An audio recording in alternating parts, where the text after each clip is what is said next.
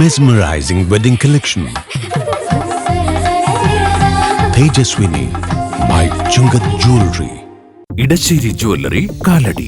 ഏറ്റവും കുറഞ്ഞ പണിക്കൂലിയിൽ ലൈറ്റ് വെയ്റ്റ് 916 സ്വർണ്ണാഭരണങ്ങൾ ലഭിക്കുന്ന കാലടിയിലെ ജനപ്രിയ ജ്വല്ലറി ഇടശ്ശേരി ജ്വല്ലറി കാലടി.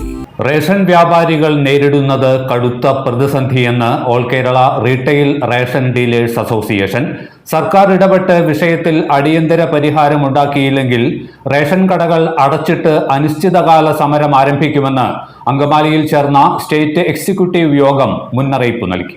സംസ്ഥാനത്തെ റേഷൻ വ്യാപാരികൾ ഒട്ടേറെ പ്രതിസന്ധികളെയാണ് നേരിടുന്നത്. വർഷങ്ങളായി റേഷൻ കടക്കാർ മുന്നോട്ട് വയ്ക്കുന്ന ആവശ്യങ്ങൾക്ക് പരിഹാരമുണ്ടാകുന്നില്ല. വേതന പാക്കേജ് പരിഷ്കരണം, റേഷൻ വ്യാപാരികളെ ദ്രോഹിക്കുന്ന ഭക്ഷ്യസുരക്ഷാ നിയമത്തിലെ വ്യവസ്ഥകൾ പിൻവലിക്കൽ, ക്ഷേമനിധി പെൻഷൻ ആനുകൂല്യങ്ങൾ ലഭ്യമാക്കൽ, കോവിഡ് കാലത്തെ സൗജന്യ കിറ്റ് വിതരണത്തിന്റെ കമ്മീഷൻ തുടങ്ങിയ ആവശ്യങ്ങളോടെല്ലാം മുഖം തിരിക്കുന്ന സമീപനമാണ് സർക്കാർ സ്വീകരിക്കുന്നത്. ഈ സാഹചര്യത്തിൽ സമരപരിപാടികൾ ശക്തമാക്കുന്നതിനുള്ള നടപടികൾ ചർച്ച ചെയ്യുന്നതിനാണ് അങ്കമാലി CSA ഹാളിൽ അസോസിയേഷന്റെ സംസ്ഥാന എക്സിക്യൂട്ടീവ് യോഗം ചേർന്നത്.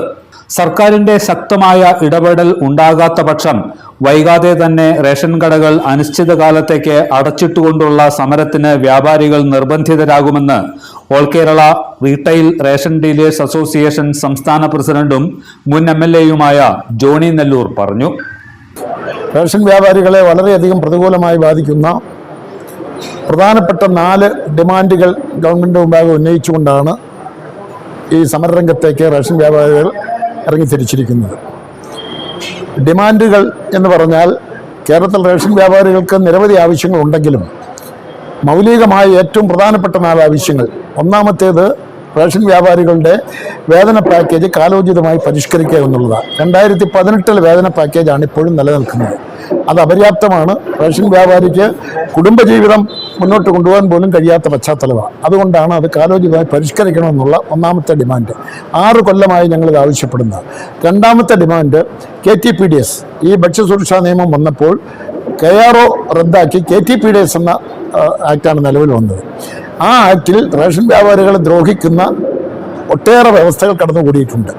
ഒരു വിധത്തിലും അംഗീകരിക്കാൻ കഴിയാത്ത ആ വ്യവസ്ഥകൾ മാറ്റണം, കാലോചിതമായി അത് പരിഷ്കരിക്കണം എന്ന ആവശ്യമാണ് രണ്ടാമത്തേത്. മൂന്നാമത്തെ ആവശ്യം, റേഷൻ വ്യാപാരികളിൽ നിന്ന് നിർബന്ധമായി 200 രൂപ വെച്ച് പിരിക്കുന്ന ക്ഷേമനിധി എല്ലാ മാസവും പിരിക്കും. പക്ഷേ സർക്കാരിൻ്റെ വിഹിതമില്ല. ആ ക്ഷേമനിധിയിൽ നിന്ന് ആനുകൂല്യങ്ങൾ പ്രതീക്ഷിക്കുന്ന റേഷൻ വ്യാപാരിക്ക് അത് കിട്ടുന്നില്ല. പെൻഷൻ, അതുപോലെ തന്നെ ചികിത്സാ സൗകര്യം ഉൾപ്പെടെയുള്ള ആനുകൂല്യങ്ങൾ കിട്ടാൻ ഏതാണ്ട് 6 കോടി രൂപ ഇന്ന് കുടിശ്ശികയാണ്. അത് ലഭ്യമാക്കണം.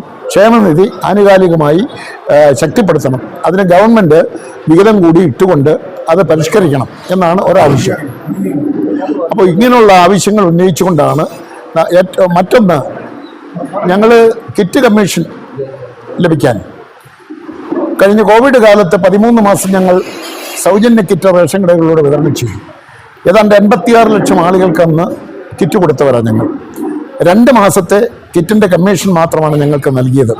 11 മാസത്തെ കിറ്റ് കമ്മീഷൻ കിട്ടാനുള്ളപ്പോൾ തരികയില്ല എന്നുള്ള ഗവൺമെൻറ്റിൻ്റെ ശാഠ്യം കണക്കിലെടുത്ത് ഞങ്ങൾ കോടതിയിൽ പോയി. ബഹുമാനപ്പെട്ട ഹൈക്കോടതി സിംഗിൾ ബെഞ്ചും ഡിവിഷൻ ബെഞ്ചും ഞങ്ങൾക്ക് അനുകൂലമായ വിധിയുണ്ടായി. സുപ്രീം കോടതിയിൽ പോയപ്പോൾ സുപ്രീം കോടതിയും അവരുടെ ഗവൺമെൻറ്റിൻ്റെ അപ്പീലെല്ലാം ഫയലിൽ പോലും സ്വീകരിക്കാതെ തള്ളിയെന്ന് മാത്രമല്ല, അടിയന്തരമായ റേഷൻ വ്യാപാരിക്ക് ഈ കമ്മീഷൻ കൊടുക്കണം എന്ന് പറഞ്ഞു.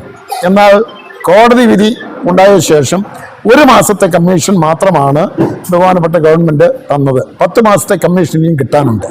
അതിന് കോടതിയിൽ പോയി. കോടതി ഓരോ റേഷൻ വ്യാപാരിയും കേസ് കൊടുത്തപ്പോൾ കോടതി മെയ് മാസം 18-ാം തീയതിക്കുള്ളിൽ മുഴുവൻ വ്യാപാരികൾക്കും കിറ്റ് കമ്മീഷൻ്റെ കുടിശ്ശിക 10 മാസത്തെ കൊടുക്കണമെന്ന് പറഞ്ഞുവെങ്കിലും ഇനിയും അത് കൊടുക്കാൻ തയ്യാറാകാത്ത ഗവൺമെൻറ്റിൻ്റെ ആ നടപടിയിൽ പ്രതിഷേധിച്ച് ഏതാനും റേഷൻ വ്യാപാരികൾ കോടതിയലക്ഷ്യ ഹർജിയുമായി കോടതിയിൽ പോവുകയും ഇപ്പോൾ ബഹുമാനപ്പെട്ട കോടതി ഈ വരുന്ന സെപ്റ്റംബർ മാസം 11-ാം തീയതിക്ക് മുമ്പായി മുഴുവൻ കിറ്റ് കമ്മീഷൻ കുടിശ്ശികയും റേഷൻ വ്യാപാരികൾക്ക് കൊടുക്കണം എന്ന് ഉത്തരവിടുകയും ചെയ്തിരിക്കുക.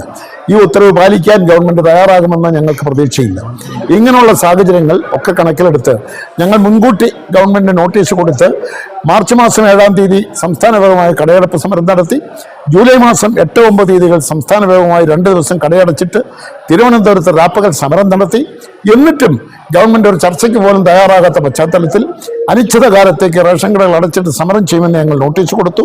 നിർഭാഗ്യവശാൽ വയനാട് ദുരന്തമുണ്ടായ പശ്ചാത്തലത്തിൽ ഞങ്ങൾ ആ സമരം തൽക്കാലത്തേക്ക് ഒന്ന് പെൻഡിങ്ങിൽ വെച്ചു.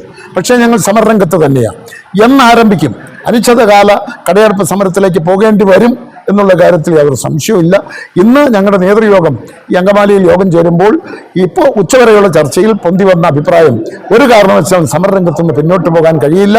ദേശീയ ദുരന്തത്തിന് തുല്യമായ ഒരു ദുരന്തം, മഹാദുരന്തം നടന്ന സാഹചര്യത്തിൽ തൽക്കാലത്തേക്ക് സമരം ഒന്ന് ഡേറ്റ് മാറ്റിയാലും ഏറ്റവും പെട്ടെന്ന് തന്നെ അനിശ്ചിതകാല കടയടപ്പ് സമരത്തിലേക്ക് പോവുകയും നമ്മുടെ ആവശ്യങ്ങൾ അംഗീകരിച്ച് എടുക്കുകയും വേണം എന്നാണ് പൊതുവെ ഉച്ചവരെ ഉണ്ടായ ചർച്ചകളിൽ വന്ന അഭിപ്രായം. ആ അഭിപ്രായം ഞാൻ പറയുന്നു. ഗവൺമെൻറ് കണ്ണു തുറക്കണം. അടിയന്തരമായി റേഷൻ വ്യാപാരികളുടെ വിഷയങ്ങൾ പരിഹാരമുണ്ടാക്കണം. അടിയന്തരമായി ചർച്ചയ്ക്ക് വിളിക്കണം.